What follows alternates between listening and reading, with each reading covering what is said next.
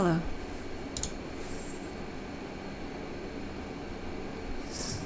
Go into another Heavensward extreme.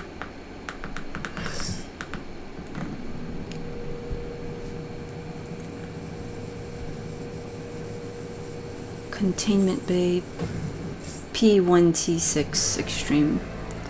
This is the Sophia fight.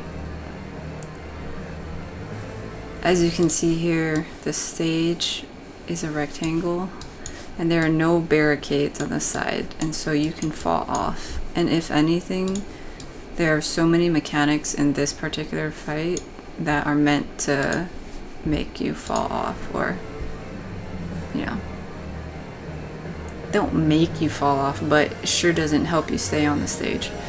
So if you struggled with the normal version of this fight, this one might be a little difficult too. There's a lot of like sliding mechanics and things like that. Okay, we're waiting for the person to watch the cutscene. I was just emoting a little bit. Whenever people say it's a ghost, I do the frightened mechanic emote. So let's skip ahead a bit here. This is minimum eye level, so I definitely have some food on. I think in this particular one we just did a pull to see what was up, and then afterwards we discussed some of the stuff. It's always nice to do a countdown for these things, because as you get further into raiding you'll realize you've got things like openers and such, so you want to like prepare different stuff and make sure everyone is attacking around the same time, making sure that the tank is the first one to attack the boss, that kind of stuff.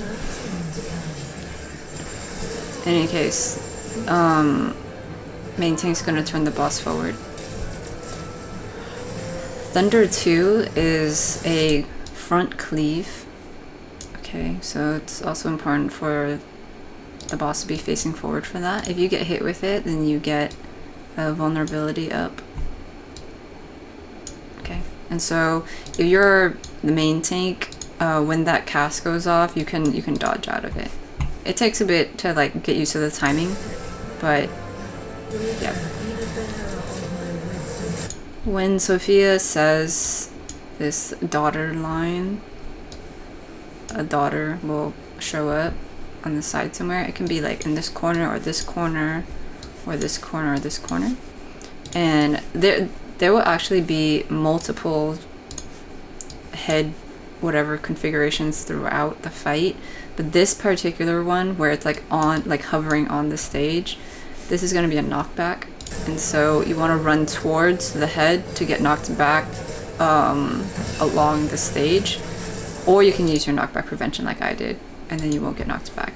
But ideally, because the head was over here, if you stand in front of it, you'll get knocked back, you know, diagonally like this, and there's more space where you get knocked back while still staying on the stage. If you were like off to the side here, you might fall off the stage. Okay, so, or if you just stayed here with the boss, you might have fallen off the stage like that. So if you're unsure about the timing of all of that, or if you're not comfortable using your knockback prevention, then I would recommend running towards, finding wherever the head is and running towards it. Like, you can imagine there's like a hitbox here, so you want to stand basically in front like this.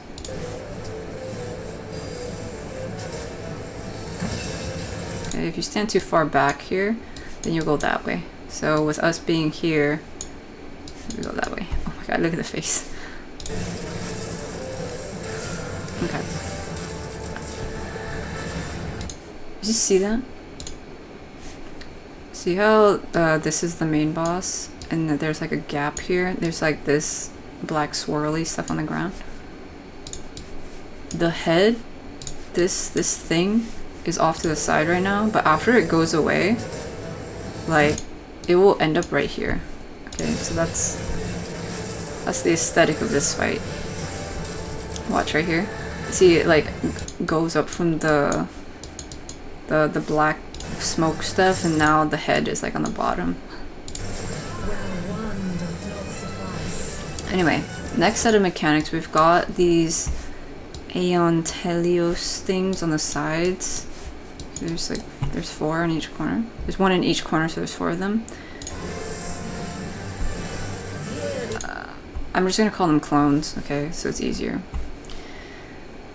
One of the clones, or a few of the clones, are gonna get a tether to the boss.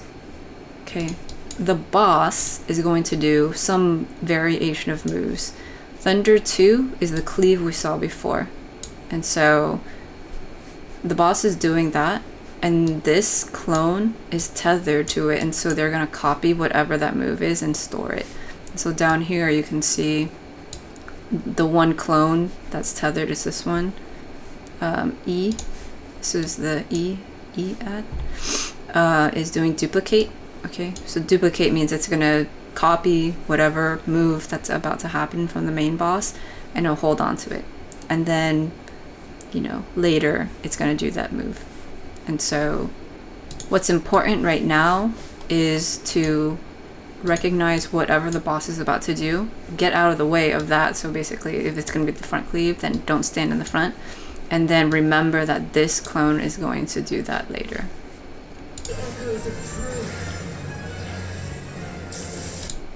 See, so we get the cleave, which if you end up standing in it, you get the vulnerability up. Okay, so be careful with that. This is the main thing. They got hit with the other one too, so I think like they knew what to do, which is I see them like trying to dodge out of it, but there's some tricky timing with it. Okay, like to finesse even more, it goes like this, you know, this way. So I think because they were trying to run through the hitbox, they're getting hit with it. Whereas if you go off to the side, I think you have a better chance of like not getting the, is it the apex of a triangle?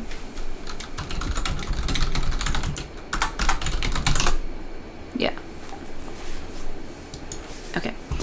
In any case, so that's going off, right? And you can see over here the clone has like this glowing whatever stuff. That's the clone like saving the data, basically. Okay. Ooh, yeah, and then now they have transfiguration. Okay, and so now this one's glowing. This is like to help you recognize this one already has something stored. Okay, now everyone else, all the other clones, this clone, and the other clone, they've got this tether to the boss. Okay, this other tether to the boss, and so they are gonna store whatever this is. Arrow 3 is a circle AoE under the boss, and so you want to get out of there. It's important to not get hit with this, not just because you'll take damage, but because it'll do a knockback. And so here you can see the 3 of them on the sides are doing the duplicate, so they're copying this. Okay. See? So this is the animation thingy of the arrow thing, and then the 3 on the sides are copying it. And you see one person there shot off the stage. It was this person, YS right here. Yeah, see, they stepped their foot back in, and then they got blasted off the stage. So it's important not to get hit with that one, because you'll basically just die. So here we are running behind this clone because this is the clone that had the cleave. So what happens is you have to take a look at the direction that the clones are facing. Okay, so they're facing inwards basically, but because this clone had the cleave, it will cleave like this, so you don't want to be in front of it. However, the clones on the sides, they had the circle AoE, and so you definitely don't want to be standing near those. And so the safe spot is going to be behind the person with the cleave. So that's why we're all running in that corner. See, like, I mean, see how big this AoE is? You know what I'm saying? Like, it'll cover a substantial amount of the stage.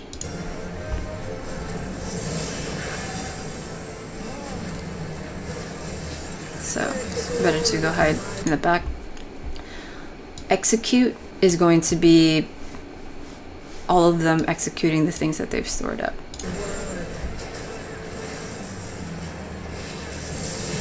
Okay, so now they're all going out. So you see the circle AoE over here, circle AoE in the back there, and then this yellow cleave from this clone here. So in the back here, we're safe. Okay.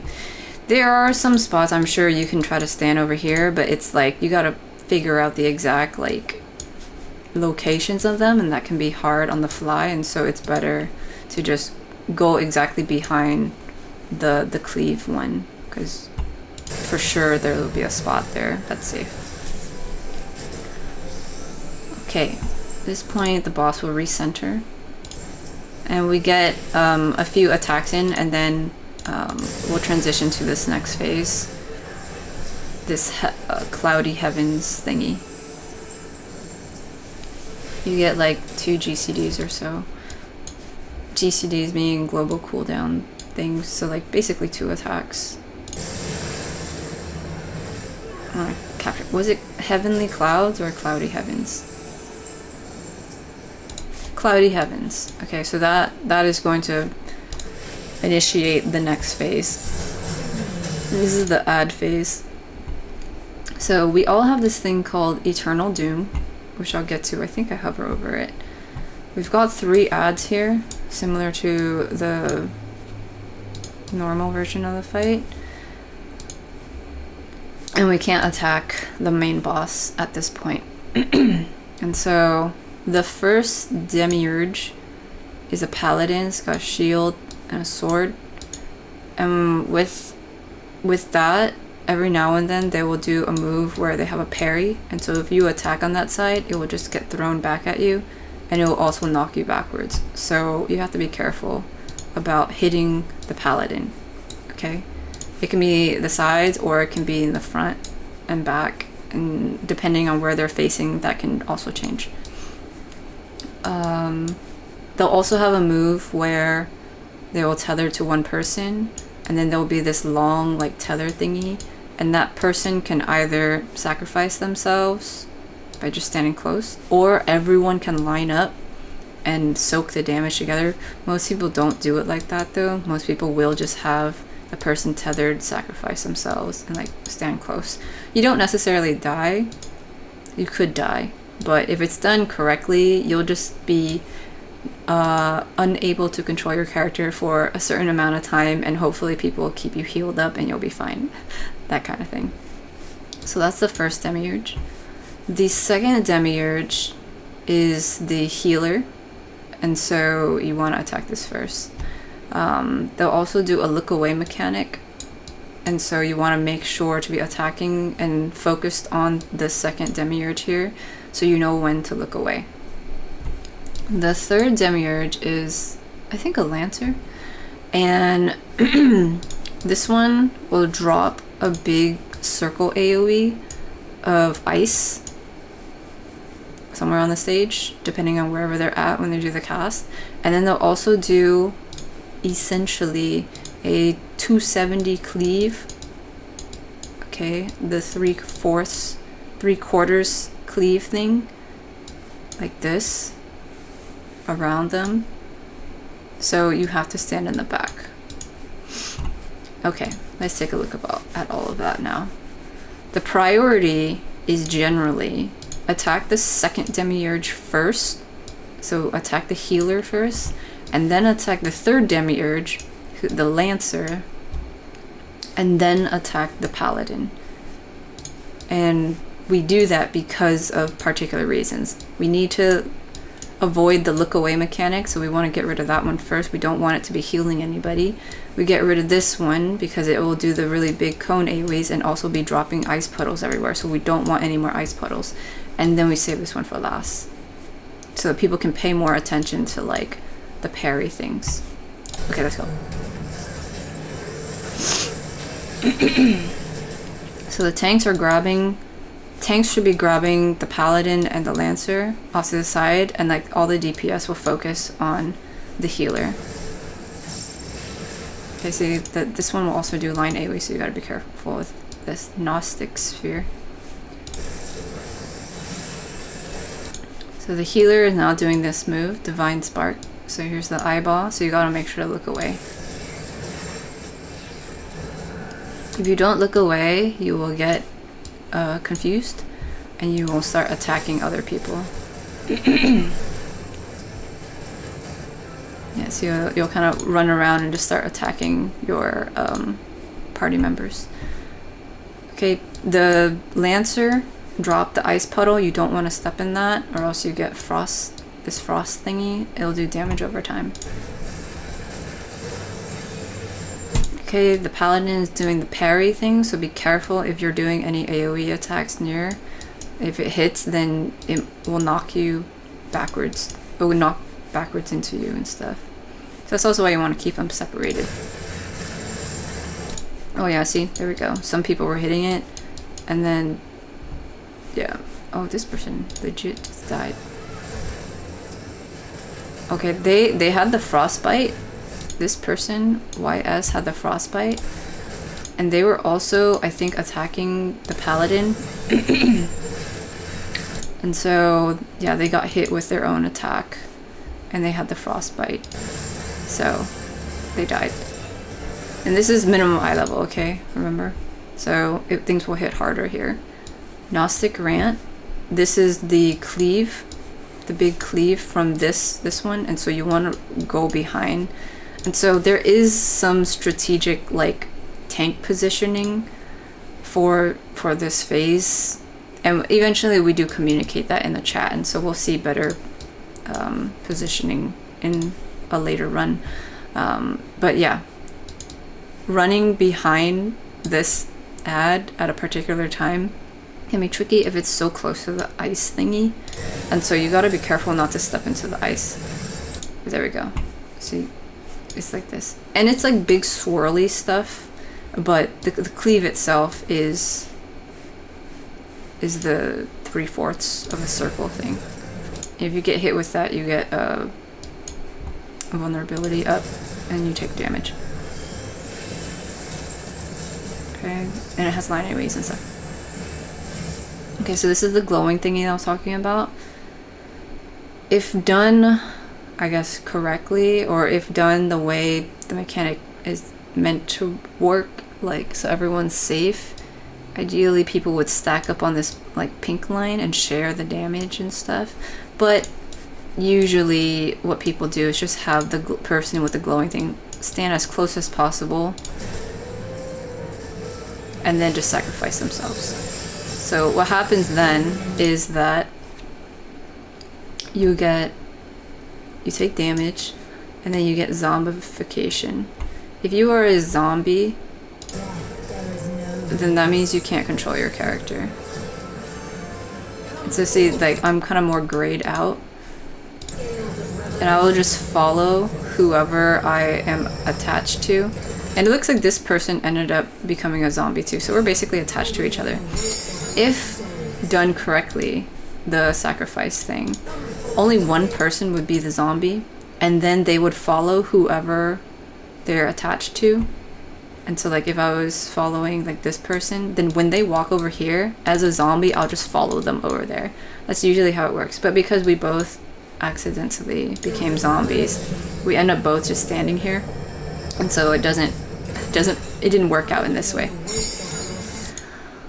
The reason why we want to stand in the corner at this point is so that when we slide down, we don't get hit with this frostbite thing.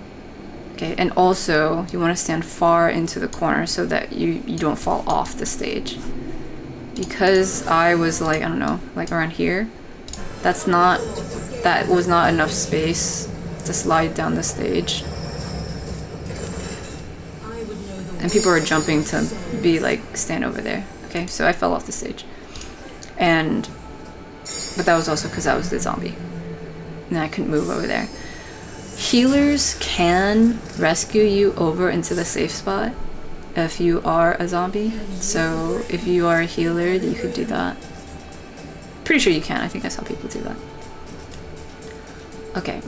Here we've got proximity markers. and we'll usually bait them in a corner and then run the opposite way. Arrow 3 is a circle AoE that will knock you back if you get hit with it. Thunder 2 is the cleave in the front. Quasar, I'll explain all this in the next run, but it's very similar to the normal version, where a certain side will tip and then you will go that direction, and it can be tricky if spatial awareness and just like scales are difficult for you. Like it was for me. It took me a long time to understand it. This is a pairs situation, and then this glowing thing is a raid wide. This one is going to be a tank buster, the green glowing stuff. You'll get lightning resistance down, so whenever she does lightning moves, you'll be attacked more with that. So you'll need to do tank swaps and stuff. But okay, that was a lot. At this point, I'm sure we're deliberating a bit. We'll skip ahead. Let's see, okay. Let's go. We were explaining like the ads and stuff.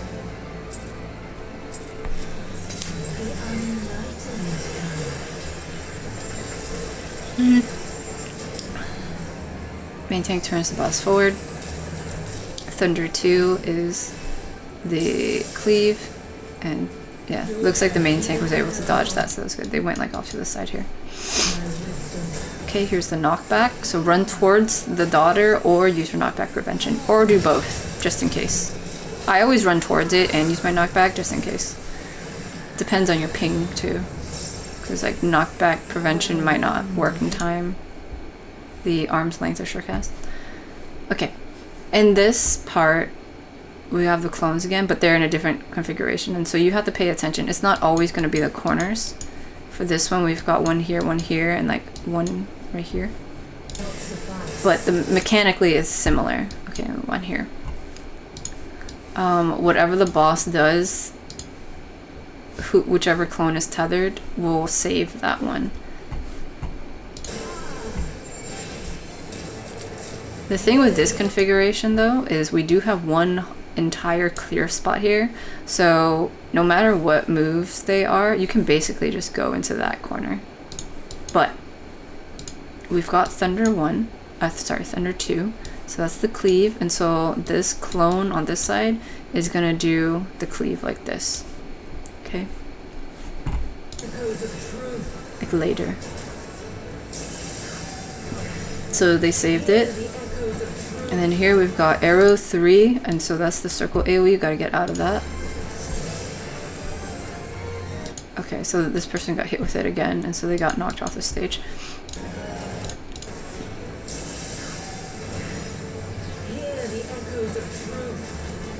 YS. Yeah, they stood like way too close. And so here, they all have that now, and yeah, you can go to the one that has the front cleave there. And this is for sure a safe spot. But also, because there's no clone over on this side where I'm at, you can also go over here. Whichever. Just make sure you're not in the front, because there's going to be a cleave there. Okay.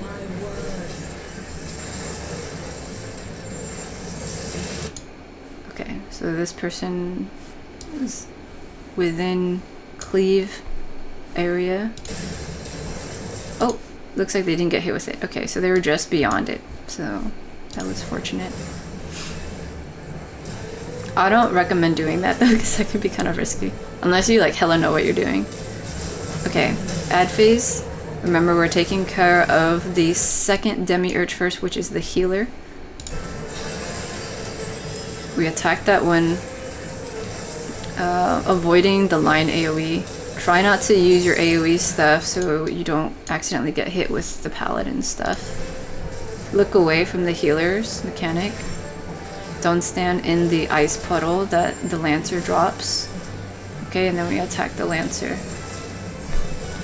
Ideally, whoever's tanking the Lancer will face the Lancer away from everybody. So then when it does the big cleave thing like this, we can just stay like on this side of the stage instead of having to run all the way over here. You know what I'm saying? Like we did last time. By keeping them facing away, we can all just line up where basically where we're at, and then whoever the tank is can walk through the hitbox to go to the back of the ad, just like that, just like that, and then they can reposition back to the other side. So that was good. Okay, Paladin's got the parry on the sides, so be careful with that. I got hit with that because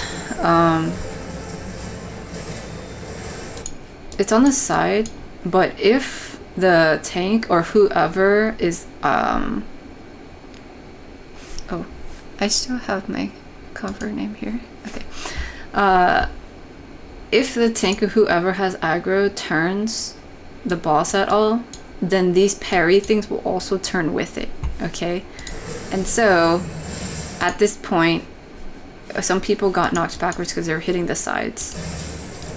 And then the boss turns because it's doing this infusion thing. And as they were turning, I happened to hit a thingy, and then I got knocked back from that. And then it turned back around to hit, to face the other thing again. And then people got hit. This is the whole thing. Okay. It's hard to see, I know. Well, let me at least erase these. This thing will turn. See, right now it's facing that way. But when it targets a person, it will turn around. And in the movement of turning around, the parry thingy will parry people. And you'll get hit back with stuff. It's a whole thing. But anyway, I got chosen again. And so I run towards the boss with the glowing thingy. That way people don't accidentally stand in it, ideally. You want to just run towards, like, if you start spinning like this, like, see, it'll keep turning. Ideally, everyone just stays away. And then the person who has the glowing thing just stands as close to the boss as possible. And then just stays there. And then I will turn into a zombie. And then whoever I'm attacking, I'll just follow them. See? Because I'm the only zombie, everyone else has control of their characters. They run to the corner, and therefore I'm going to follow them. So I can attack whoever, but, like, we're over here. Ideally, you're going to stand in this corner so that you can go down that way. But if the ice puddle happens to be right here, then you don't want to stand in this corner. You want to, like, be over here. You want to go as close to the edge as possible and avoid wherever the ice puddle is. Anyway, I'm still a zombie, but I'm healthy enough, and so it's fine. Okay, there. And now I'm not a zombie anymore.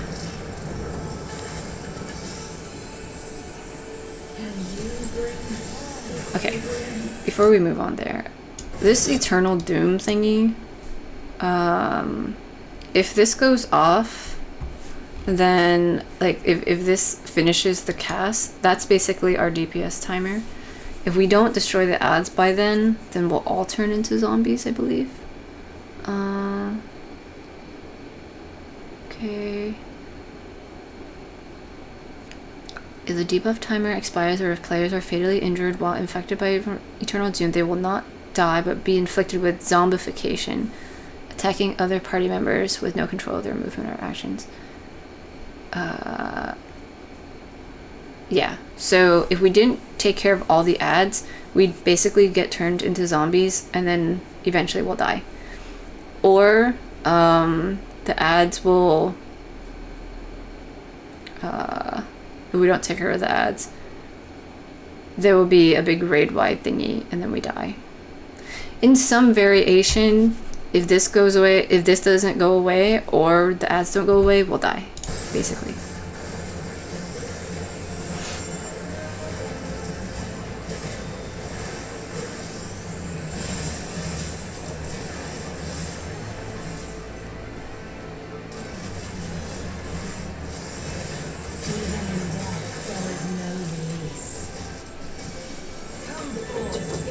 Yeah, we did pretty well in this one. Usually, I think a lot of people in this party probably have done this fight before. And so, we did pretty well. But usually it takes a long time to get the ad phase situated. Okay, so that big raid wide, if we didn't take care of all the ads, that would kill us. Okay, but in this next phase, we are going to bait this next move, Quasar. It has a tether to the things on the side, but for this first one, it doesn't matter what the tethers are, because this first Quasar is gonna be AoEs, proximity AoEs. Okay, so ideally everyone will stack up in a corner together, so then all these proximity markers are over here, because it will just pick random people to fall under. And then we will run into the opposite corner. Depending on your party, you might bait it like over here or wherever, but as long as everyone's on the same page about where to bait it, that's the point. Okay, and then the boss will do a variation of different things.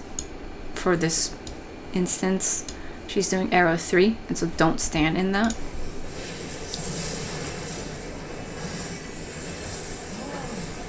Thunder 2 is going to be the cleave. There's one more, we haven't seen it yet, but there's a donut AoE.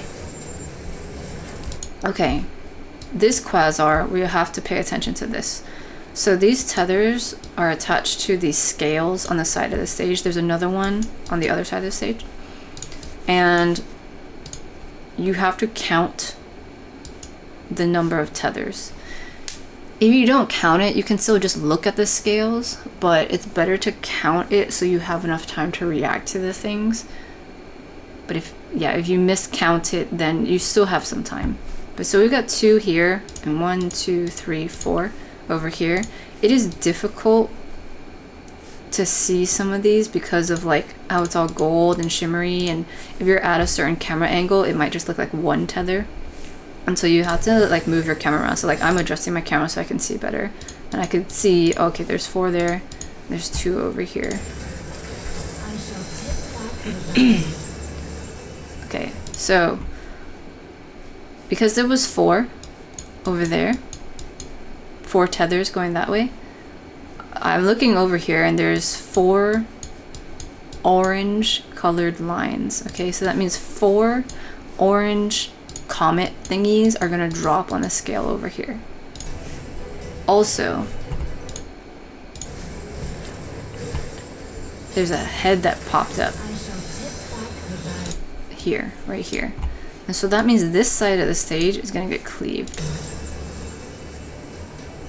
Okay, so we all run on this side because there was 4 comets over here. And if you okay, hang on. Let me explain better. Let's see if I have the footage so I can explain it better. This head will rush across. Okay, so that's why you don't want to be on the side of wherever the head is. And then the scale tips. Oh, it wasn't far enough. The scale tips because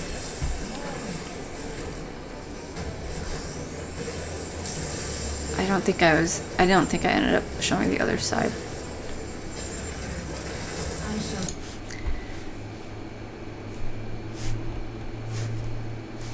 Okay. There is going to be an orange comet and a blue one. Okay. And 1 blue one equals 3 orange ones. Does that make sense? Okay, and 1 orange one equals 1 orange. And so ideally, what you want is to go to the side that has less weight to it. And even though this side had 4 tethers, if you run this enough, you'll recognize a certain pattern, which is that if one side has 4 and the other side has 2, it's likely that this side has 1 orange one and 1 blue one. And so hold up. Wait a minute, then that would mean this is 4 over here and this 4 over here, right? Let's keep watching and I'll refresh my memory on how this works. You know, if you've watched my videos, you know I'm bad at math. This is why this one's a struggle for me, because numbers. It's hard to explain, and also I didn't walk far enough. Okay, let's just see it again.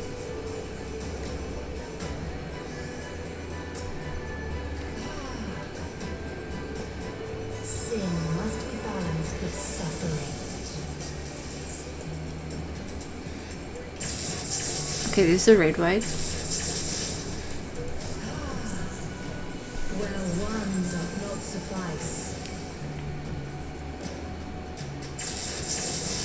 But we'll see the scales again, and I'll explain the scales again. I'm definitely the type of person that needs to like die to things and see them, you know, like that. So it's been a while since I ran this, so I need to just see the mechanic happen again so I can explain it. But this part, this is the first time we see this one. This is the donut. Okay, it's a donut AoE. And so for this one, you want to stand inside the hitbox, or you can try to find a space that's like super far out there. But usually it's better to just run into the hitbox. And we've got the clones out here. See, so that means the clones are gonna save this stuff. And so these two, this is arrow 3. And so these two, this one and that one, is gonna do the circle AoEs.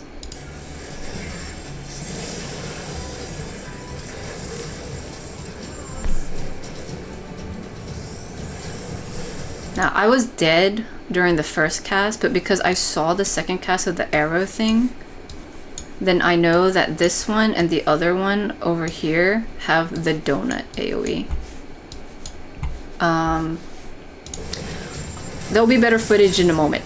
You know, this is tricky just because I died, so I didn't capture it. But execute here, like, we're gonna go to the one that has the donut AoE and stand right underneath the clone. Tricky though, because then we have this head here, like a random, the head from underneath the boss is gonna go to a certain side of the stage and do a blast. And so even though the clone over here also had a donut AoE, you can't go to that one or else you'll get hit with this thingy. And so that's why we chose this one. Again, we'll probably see it again, so I'll explain it again once we get there.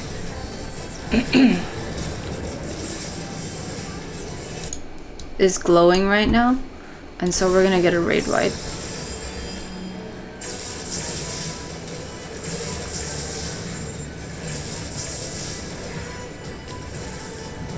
When it glows yellow, it's the raid wide for everyone. When it glows green, it's gonna be the tank buster. Okay, it's a heavy tank buster, and you get a lightning resistance thingy, and so you want to do a tank swap here. Okay, we got the quasar thingy with the tether. Okay, so there's 3 here and 3 over here, and so they're technically equal, but so this is where you do want to like turn your camera. Okay, so this one has 3, but there's a blue one over here, so it's definitely heavier over here. So the blue equals 3, and then there's 1, 2, and so this is 5 over here. So the stage is gonna tilt that way, okay, because it's heavier over here. So it's like a weight is literally pushing down the stage on this side, and so over here on this side is going to be the higher part, and so we're going to slide down that way. Alrighty. So we run to the opposite side, and with this we have this head here that will go rushing across. And so you want to position yourself so that when you fall, you don't get hit with this. There's a whole very logical way to handle it with the numbers when you remember the numbers. So just let me see more of the mechanics and I'll remember the numbers. Thunder 3 is going to be the donut AoE. Okay, so we want to go inside the hitbox. Maybe if you get hit with that, you take a decent amount of damage and also a vulnerability up. This is the tank buster. So you want to do a tank swap here. Quasar again. See how I'm angling my camera a lot so I can figure out how many tethers there actually are. So there's 2 over on this behind me. There's 1, 2, 3 on this side. And so, well, here, that means it's 5 total, which means it's odd. Okay, and so that means it's going to be a shorter tilt. If it's an even number, so like before where we had 3 on this side and 3 on this side, so that's 6, is an even number equals a long tilt. And this is going to be a short tilt. And what that means is with the long tilt, I had to stand all the way at the edge of the stage on the other side, and then I ended up at the end of the stage on the other, at the end.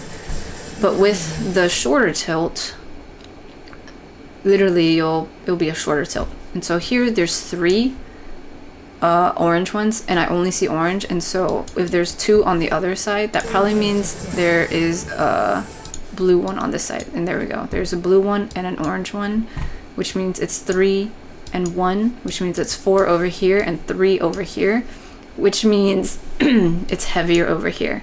However, because there was 5 comets total, 5 tethers total, 2, 3, 1, 2, 3, it's going to be a short tilt. Okay, the number 4 that I'm getting is because the blue comet is worth the weight of 3 orange comets. So we have weight numbers, the number in like the actual weight of whatever substance, and then how many of them. So we have 2 different numbers we have to like keep track of here. And so since it's a short line, you want to stand around here, a shorter line, because we got the head here. Okay, the head is going to shoot across, going to shoot a thing, and then we also have the shimmery thing, so that means this side's going to be cleaved. There's a lot to pay attention to here. Let's just see it, and then I'll further explain it.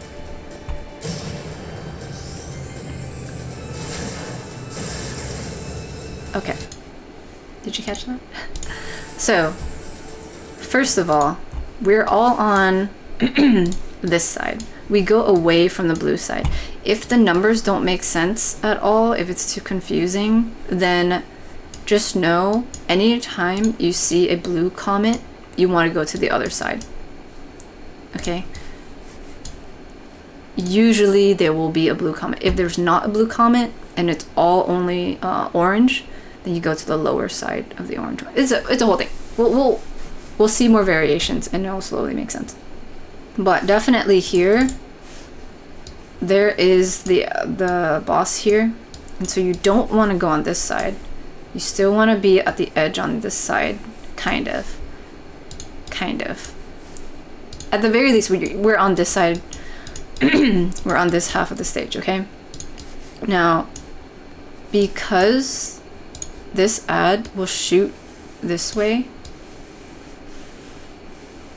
we want to end up on the further side of the platform. This is why the numbers, the odd and even matters. Even is long, odd is short.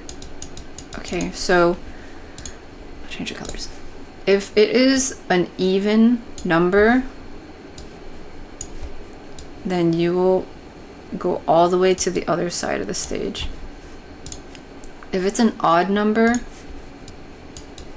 then in a short one, then you will go like 3/4 of the stage.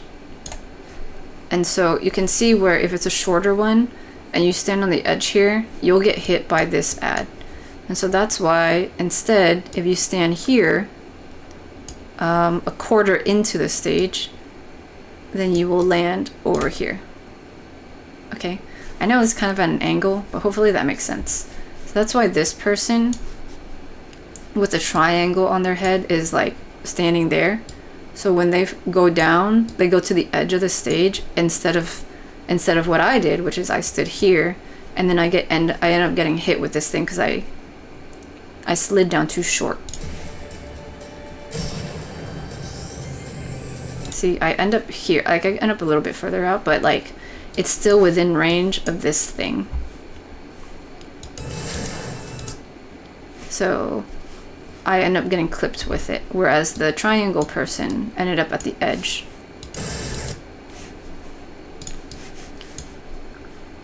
See, there's a difference.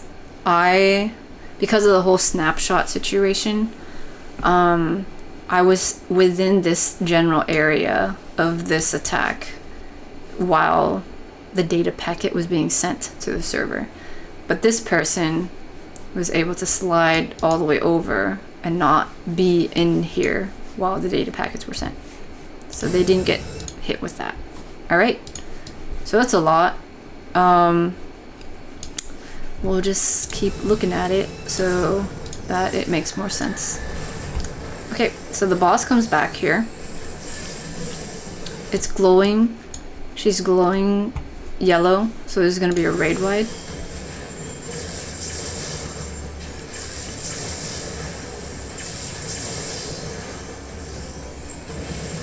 The glowing green, so there's a tank buster. With the lightning resistance down, so you want to do a tank swap.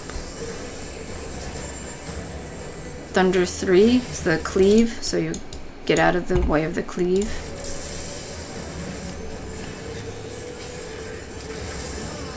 Okay, this is the pairs thing. One person is going to get a darker color, and then you got people with the lighter color. You want to pair the opposites together. It's like sinners and something something. What's it called? Sin and punishment, or something like that. One person, yeah, gets a darker one person gets a light one. You need to match up with the opposite color. Okay, if you don't end up getting paired up, you get hit with a bunch of damage. And then one person gets a bleed, it looks like, and then the other person gets the infirmity thingy, which makes it difficult to heal you or something like that. So you have to balance things. Like this whole fight's aesthetic is about balance, and so that's why we have the scales for balance, and then we have like these things, which is sin and punishment, like, so it balances out, and so you have to match opposite things. Okay, and then we've got the random head at the corner of the stage. This is from the very beginning, where you have to go towards that head so you don't get knocked backwards, or use your knockback prevention. Okay, so I use my knockback prevention, but I didn't hit it fast enough, and so that's why running close to the head, just in, see, I used mine, but I didn't hit it fast enough, and so running close to it saved me, because I was able to not fall off the stage there. Okay, and then if you don't angle correctly, then yeah, you fall off the stage. So the tell there is like,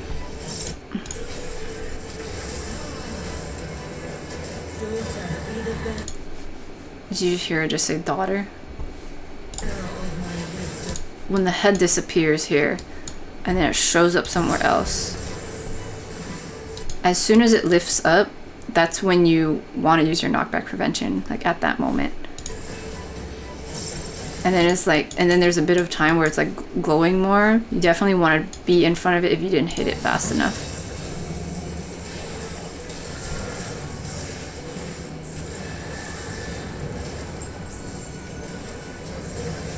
Tank buster. Do a tank swap because of that debuff.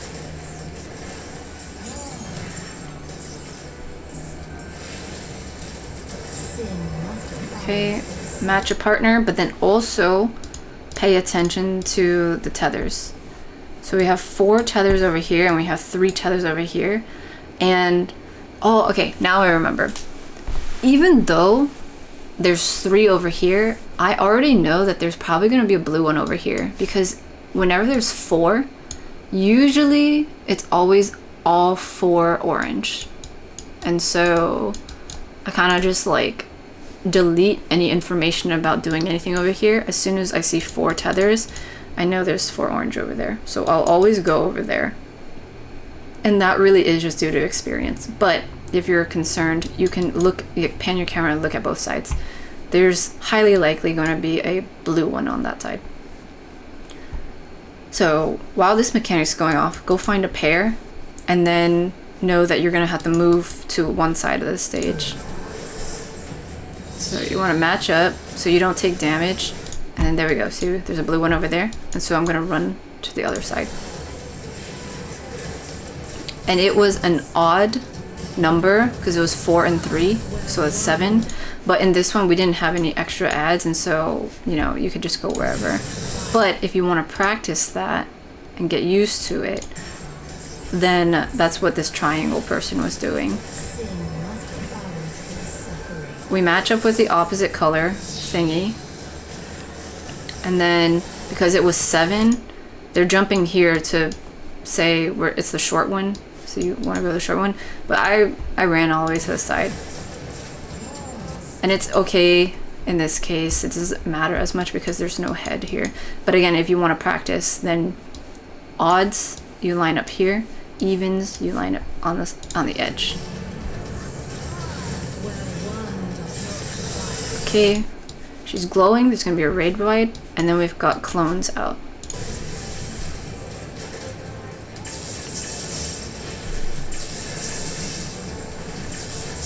Okay, we don't have any healers, so we're gonna wipe. It's a tank buster.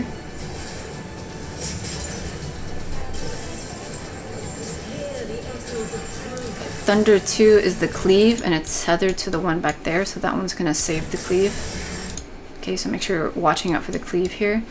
And also, I mean, this boss design is like kind of, it's hard for me to know where the front is exactly. And so, because there's like a lot of this detailing on this stuff. And so I always just look for the little hitbox markers.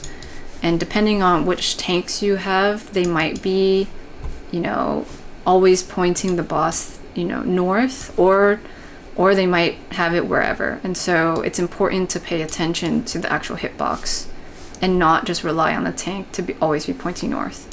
Sometimes people will call things out like that to make it easier for everyone, but some people don't handle that well, and so it just really depends on your party.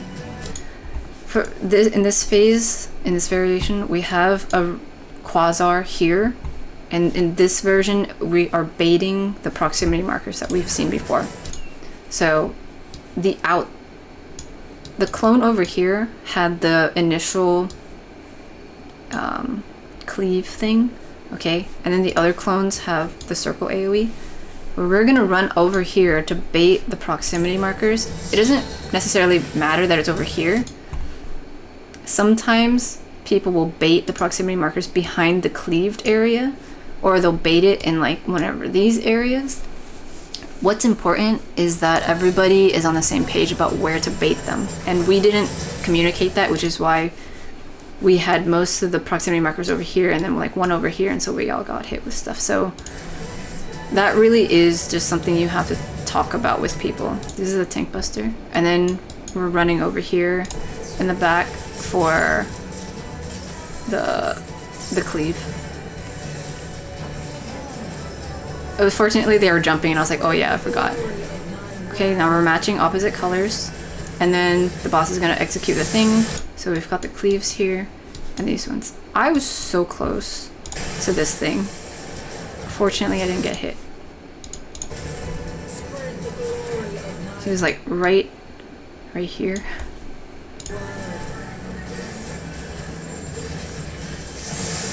No, never mind, it's not over there. It was right where I was standing. So, tricky business. Oh wait, no, it was here. This is the apex. This is just animation. So, that's why I didn't get hit with it necessarily.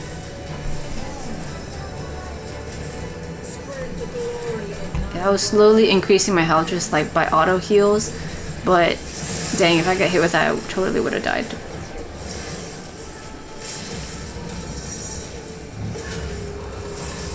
We almost have it! Now we have a raid wide. Okay, and I died.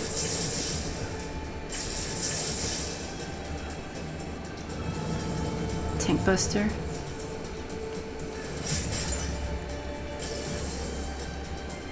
Quasar with the tethers. There's 2 here and 2 here, so this one you definitely want to look at where they are. Okay, so I see a blue here, so that means you'd have to stand on this side. And since it's a 4, it's even because there's 2 over here and 2 over here. That means it's going to be a long tilt. Okay, so you stand on the edge here, so you get pushed to the other edge. If you stand at the short edge, if you stand right here, you will get knocked off the stage.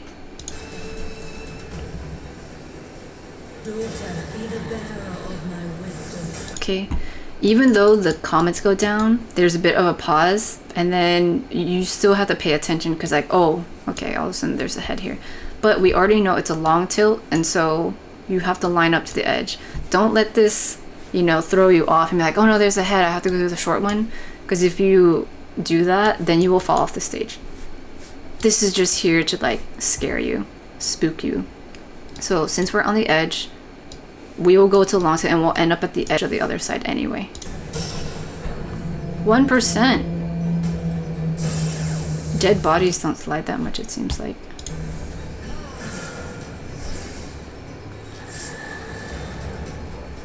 .6%.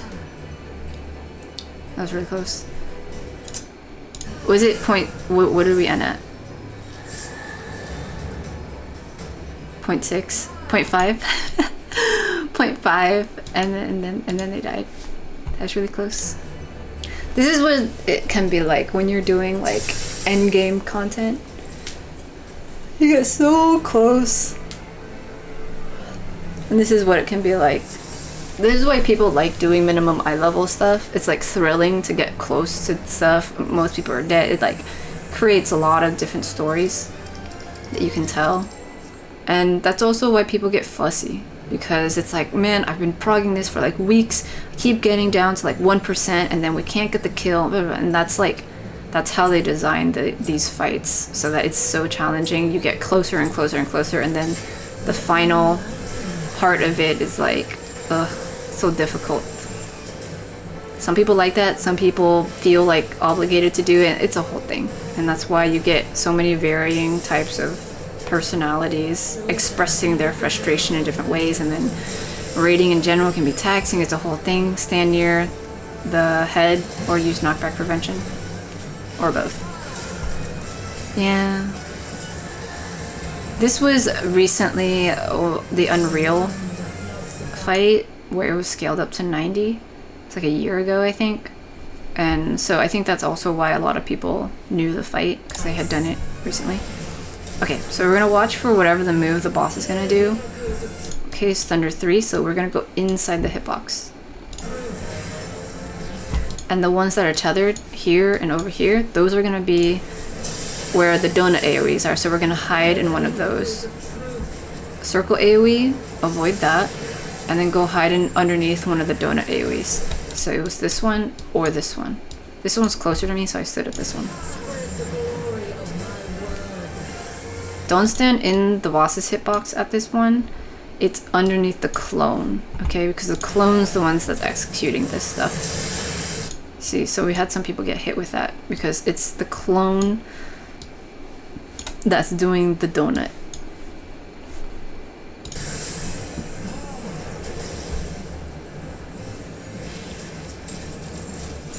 Okay, now we're gonna get the add phase.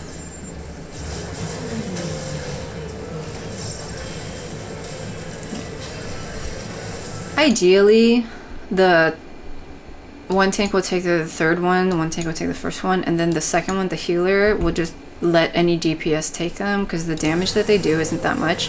But by clumping the healer and the lancer together, that can make it difficult for melee people to attack the healer because they have to dodge more of like the lancer stuff. So that's why a lot of people would prefer to just have the healer stay put right here with all the DPS with them. But in any case, we need to look away from the healer so you don't get confused. And then also because if this tank, they have both of them, then yeah, melee can't attack this one when the ice thing's going off, or else they'll get hit with the ice thing. And so it can be more challenging for people. And then you have to run this dude away and stuff like that. And this, yeah. And then if the paladin ends up with aggro on the healer, then when it has the parry thing, if somebody accidentally hits their AoE thingy, they can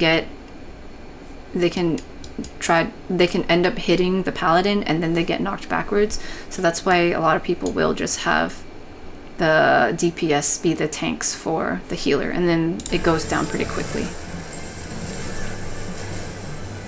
Okay, Gnostic Grant, go behind the Lancer so you don't get hit with stuff. Okay, careful with the parry. See how we all moved in the back. Okay, you want to get out of that. Don't stand on the gold thing if you can help it. Just let the one person be the sacrifice. Okay, and then we position at the edge of the stage. And then the zombie person will follow us. If there's only one zombie person. Careful not to stand too close to the ice thingy. Oh, they didn't get hit. Oh, but then when they ran, they got hit. Okay, so. Is that what happened? Yeah, I think they cleared it, but then as soon as they moved. Yeah, at this point. Yeah, as soon as they turned. Or maybe it would have been unavoidable. In any case, we'll get another slide, okay? And then the big raid wide. Oh, we took a lot of damage. I think it's likely because we took so long to take down the ads. Also, we didn't have shields necessarily. And usually we have like some shields there. Okay, so at this point, you know, both healers are dead and stuff, and so we're just gonna wipe on purpose so we can try again. Instead of trying to go, because there's no way we're gonna recover from that. And that is something you will see further along in raiding, where it is better to just wipe so that we can start over. Since we're so early in the fight, like, we all basically know the beginning of the fight already, so there's no point reprogging that. So that's why people will say just wipe.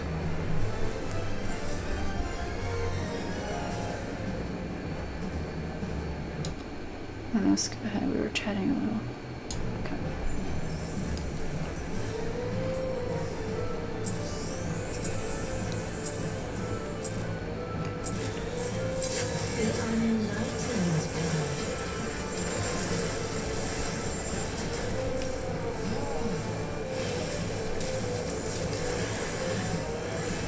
Okay, you know what? I think I'm going to skip ahead because I think we wipe on this one too. So let me just show some of the mechanics again, and then we'll just do one more run, the full run. So let's take a look at maybe this one. Is this the one with the head? Yeah, okay. We'll show this because last time we saw it, I died. So in this part, right? the clones are doing this stuff. Oh wait, one more back. And when the clones are out, okay, we have Thunder 3. So we want to go into the hitbox. And so this one is gonna have the donut. And then the one in this corner in the back here is gonna have the donut. So go into the hitbox. I got hit, I was too slow. And then, so the ones that are, what is this? The one that's northeast and the one that's southwest is gonna have the donut ones, okay? And then the one that is over here, northwest, and the one that's southeast is gonna have the circle AoE. So that means this one's safe and this one's safe. However, the daughter head thingy is going to disappear from the boss and reappear somewhere on the stage. And so I'm angling my cameras very specifically so that I can see where the head might show up. This is my safe spot, or this is my safe spot. The head's going to show up here, or here, or here, or here. So if it's on this side, that means I can't go here. If it's on this side or this side, I can't go here, or I'll get hit. So that means I go to the opposite side. So this is a tank buster. And you want to do a tank swap there. Okay, see, the head disappears and it reappears on this side. So that means there's going to be a cleave on this side, which means this donut AoE is not going to be a safe spot. So therefore, we go to this side in the southwest side and go hide in that donut AoE. Lol, looks like people were going over there, but I was like, no, I was paying attention, it's this one.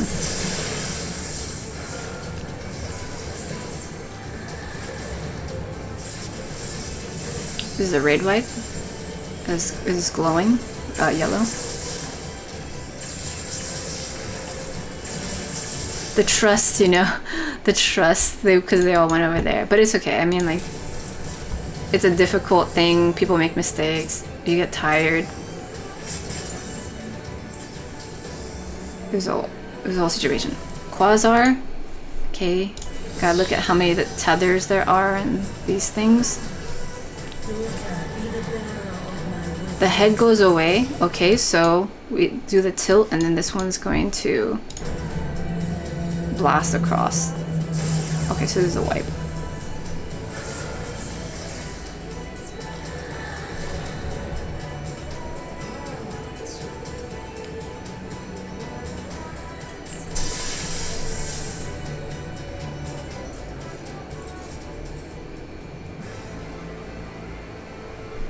Okay, let's go. I think this is the run. Yeah, there's 10 minutes left. It's about a 10-minute fight. I need more food. Refreshing your food if you need to.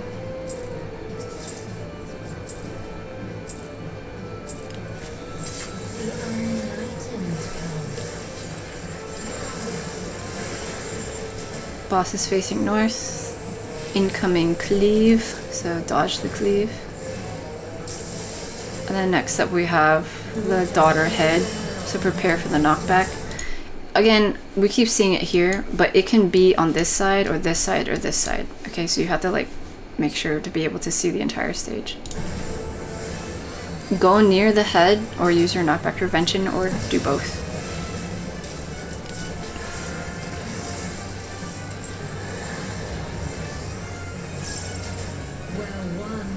Okay, clones are out. So pay attention to what the thing is. Okay, it's Thunder 2, so that's gonna be a cleave. So this one is gonna get the cleave. And so we have a safe spot back here, but there's also no clone on this side, so this can also be a safe spot. In the northwest corner. Circle AoE, so avoid that. And we'll just hide behind the clone with the cleave. Or you can stand on this side. Whichever, if you're confident. Okay.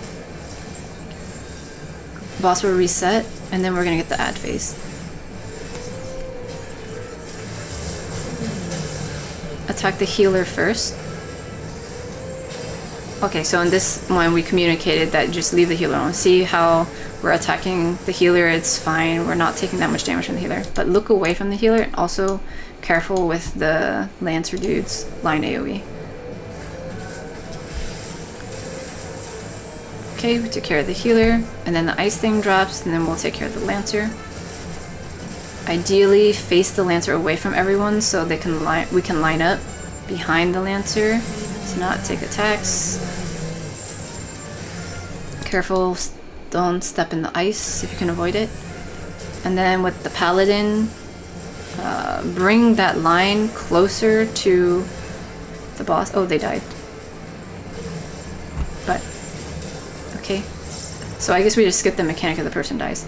But, there we go. We're bunching up on the side. Avoiding the frost puddle.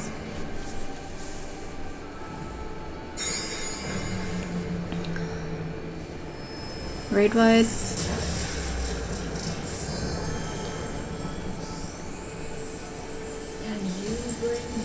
And then we're gonna have the bait proximity AoEs here. So we're gonna put it all to the side. At this part, don't worry about the tethers. Just bait the AoEs and then run to the opposite side. Bait it wherever your party, everyone agrees to bait it at. Okay, Thunder 2 is gonna be the cleave, so make sure you're out of the front area, so you gotta look at the hitbox or look at the face. I don't know, it's hard for me to like know where the face is of the boss. It's difficult to see. Well, you can look at this face if you want. It's the big head. Anyway, Quasar, we got just one on each side, and so that means you have to look at the thing. Okay, so I'm looking at one side and it has blue, and therefore go the other side. I've been talking for too long. If it's also just one on each side and this was orange, then that means I would know, okay, I'll just stay over there, because that means the other side's probably blue. But anyway, I'm going on the other side. I saw this thing pop up, and so I'm gonna stay on this side of the stage. And I'm gonna remember the blue comet is worth 3 orange comets, and that's why it's heavier than one regular orange one.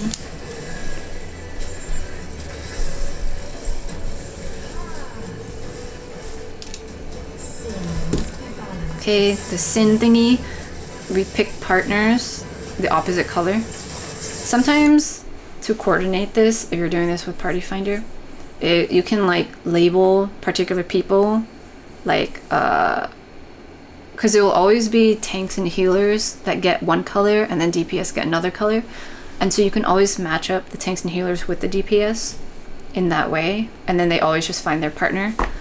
Or you can do it just YOLO swag, that's also fine. Like we did okay, just finding our closest person. Yeah, it was fine. If you don't have a colored thing, then you just stay out of the whole thing. Okay, this is the raid wide. Like if someone's dead, then one person's not gonna have a partner, kind of thing. Okay, another raid wide thing, we have the clones out. And so you're gonna have to prepare for an attack here. Thunder 3 is the donut AoE, and it's gonna go in the northwest and southeast one.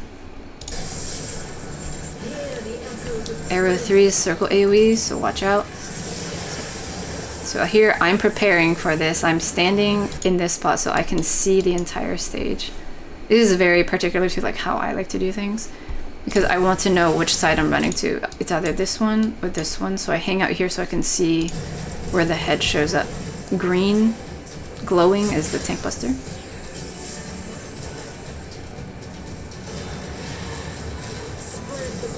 Okay, head's on that side, so I'm gonna go to this donut AoE on this side.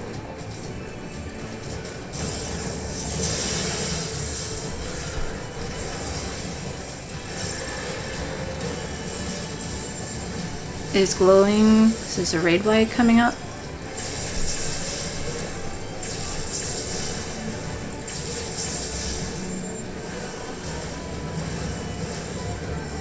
Tank buster. Quasar. Okay, adjust your camera so I could see there's 3 here and 2 over here. Oh. There's 4. Hang on, I kind of wanted to see this other thing. There was something about it over here.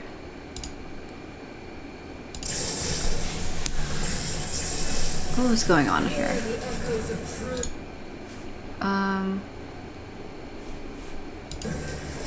Oh yeah. There's a way you can configure the way markers if your party's struggling with it. I had this one group when we were doing the Unreal stuff. The markers were generally like A here, B here, C here, and D like over there by the clones. And so if you're struggling with figuring out where the clone like safe spots are, then you can label it like that. And then by the time we get to this part,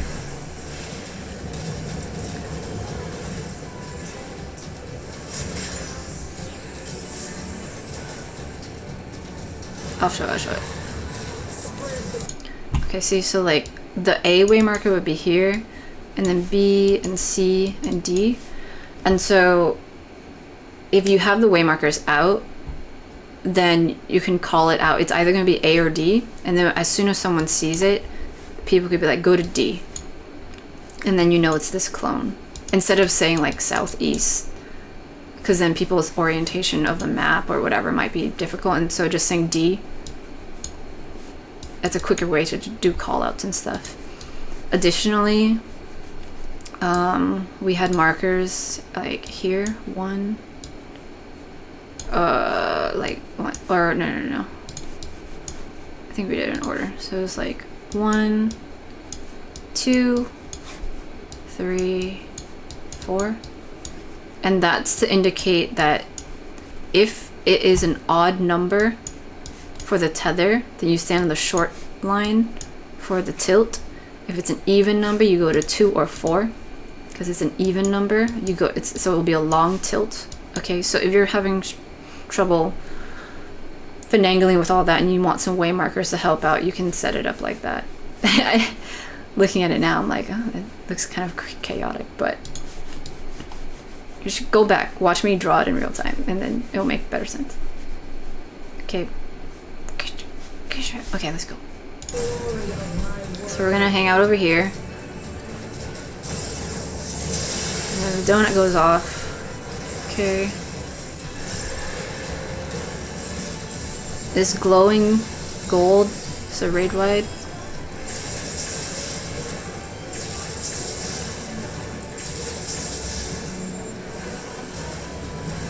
Glowing green, so it's a tank buster. Gotta do a tank swap, ideally. Okay, so yeah, the way that I had my camera angle, I couldn't really see it, but there's actually, yeah, one more tether here. It's because like the boss is extra, I don't know, is this a dress? Gold flare stuff is kind of in the way, but there's a tether like right here, I can see it. So there's 4 over here, and that usually means there's 4 orange ones. Okay. And the other side will have the blue one. Oh, there's 2 blue ones over there. So that's even heavier. But yeah, so we're standing on the edge. Since the total was 6, there was 1, 2, 3, 4, then 1, 2, so there you go, 6. 6 tethers, and it just so happens that there's 2 blue ones, and so it's 3 orange times 2 equals 6, okay? But we're looking at 2 different numbers. It could have been that this was 1 blue one and like 1 orange one, or I don't know, maybe it's always 2 blue ones. But anyway, because there is blue on that side, usually it is just we go the opposite side. And this was just a fake out, okay? The head showing up there. This is a long tilt because it's an even number, and so don't run in too quickly. Wait for this to blow up first, and then go to the boss.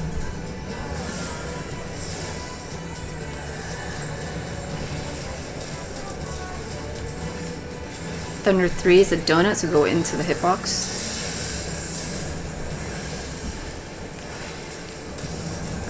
Oh, my food ran out. Tank buster. Okay, we got 1, 2, 3. 1, 2. Yeah. So see, like I look at the bottom, and then I also pan my camera to look at the top to confirm the numbers. So this means there's 5, which means it's an odd one, which means it's a short tilt, which also means we're gonna stand on the 3 side. Usually the number of tethers, the higher the number of tethers, yeah, the higher number of tethers usually means that's the side that's going to be safe, even though you might think there's more tethers over there, it's probably going to be heavier. They like bamboozle you, because then the shorter amount of tethers usually has the blue one. Okay, and then the blue one means that's equal 3 of these thingies, and so technically this side has 4 and over here has 3, and therefore this side's heavier. This whole thing. But because it was 5 tethers total, we're gonna go on the short side for the short tilt, so that when this thing blasts over, we're already at the edge. Okay, so remember, if it's an even number, you will slide all the way down. If it's an odd number, you will slide part of the way down, you'll get clipped, and then you'll get hit with this. But if you are here, you'll slide all the way down. Something like that. Okay, and then the head thingy showed up over there, so that means this entire side's also going to get cleaved.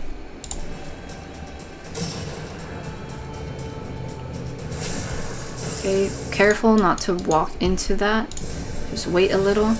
The boss will show up over here. Raid wide.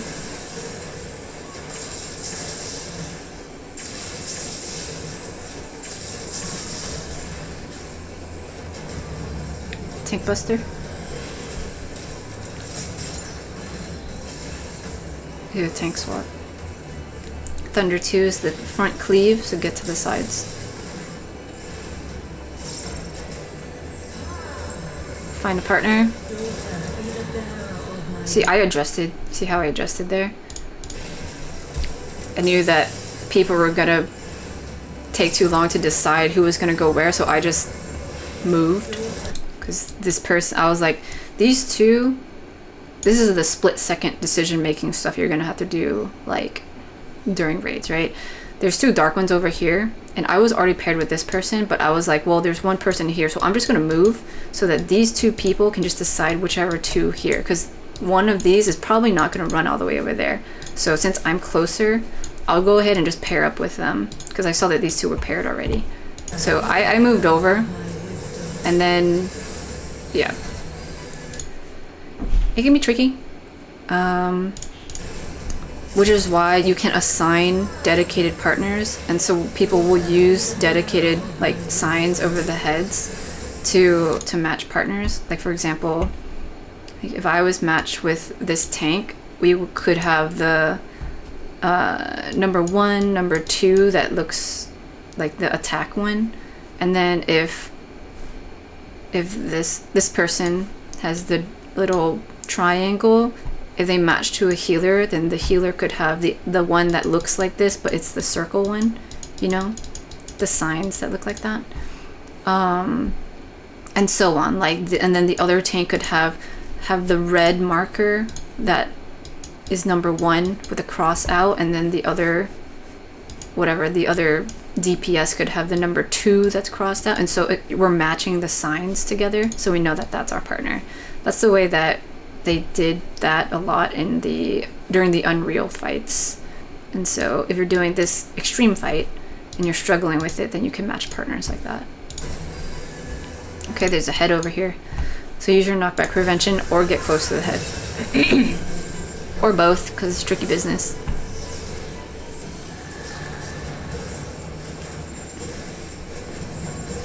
Tank buster.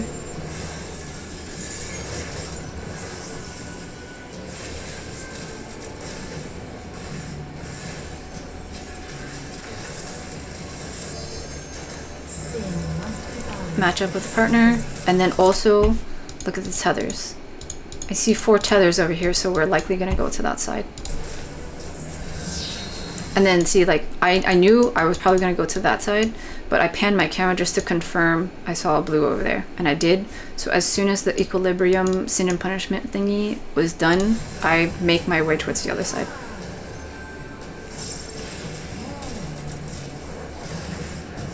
Okay, we got the tilt.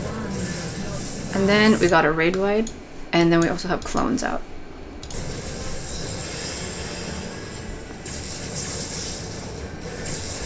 So if you're doing this minimum eye level, you definitely want to be using mitigations, like if you have them. Like I use my tactician whenever I can.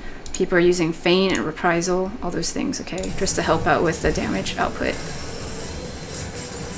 That was a tank buster new during a tank swap. Thunder 2 is the tank cleave, so I noticed, okay, the front's over there, so the cleave's on that side. And it's tethered to this person, or that clone.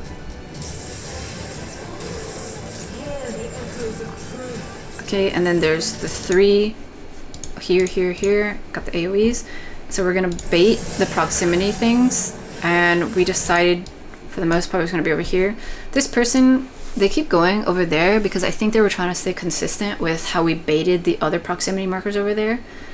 Or sometimes people are, you know, it's like muscle memory to go bait the proximity marker behind the clone that has the cleave.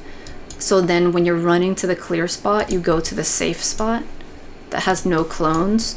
And so again, this is the part where there's so many different strategies on how to handle certain mechanics. And it just happened that in this party, the majority of them were gonna go to the clear spot to bait the proximity markers and then run over there to do the safe spot behind the cleave.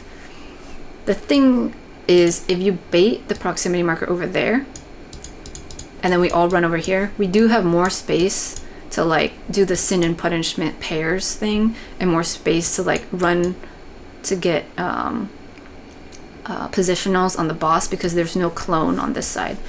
However, that requires more communication and teamwork and discussion, so you can optimize things like that.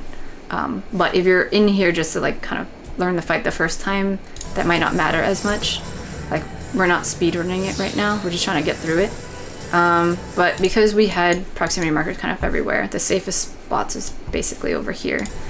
And you wait for the proximity markers to go off, and then we'll go to the safe spot over here.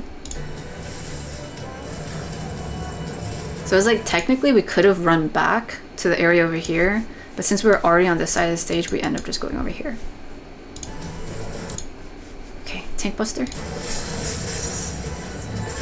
Oh, the person fell back. Okay, so the thing with the tank buster is that when it hits the person, it also does a slight push. And if you're too close to the edge, you'll fall off. I didn't mention that at the beginning. But since the beginning, anytime there's a tank buster, the tank will get pushed just a little bit, and that's why you don't want to be too close to the edge. Okay, for that exact reason.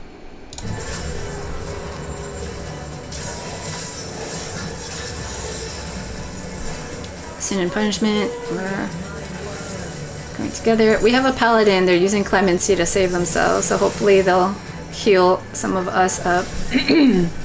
Usually when I'm running as paladin and there's no healers or anything, I stop doing damage basically and just focus on keeping the party members alive. You don't have to, but if you want to optimize playing paladin, if you're in a situation where you have no healers and nobody else who can heal, like if the red mage was alive, they could help heal, keep people alive, so then the two DPS that are still alive can do damage, but it's like tricky business. Paladins also have cover, so you can take damage for the other party members that are getting hit with stuff, so they could stay alive and stuff. Yeah, but we have a raid ride here. And it's close. Oh, we're almost dead. I died. Okay. Okay, now we have the tank buster. It's fine. It's fine. Quasar. Okay, so it's 2 and 1. So there's 2.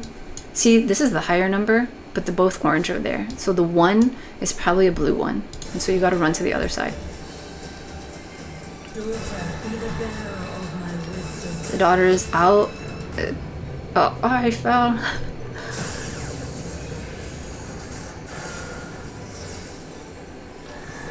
Okay, they're still alive. Nice. Last time when we saw it at 0.5%, they ended up dying because one of them got hit with a till and the other one like took too much damage and stuff, but we made it this time. So yeah, that was intense, huh? That was a lot. Lots of numbers, lots of like binary, like if this, then this, if not, then this, you know, it's like this side or that side, but then also like this side and that side. And like there's so many different, like it's either yes or no. That's what I mean by like binary. Like you're either going to be on this side of the stage or this side of the stage, but then at the same time you're either going to be on this side of the stage or this side of the stage, or you're going to be at this side of the part of the stage or this part of the stage, and if you get one of those wrong you're going to get hit probably. And so this fight can be difficult if you kind of struggle with that type of logic. It is a very logic based fight.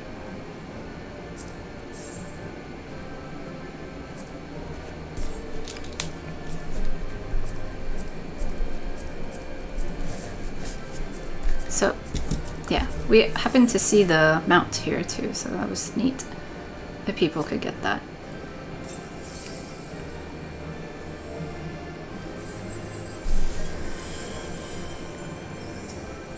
Anyway, okay, I hope that was helpful. That was a lot of information, and I definitely had to just go in and like die to this a bunch to figure out the mechanics. So yeah, bye.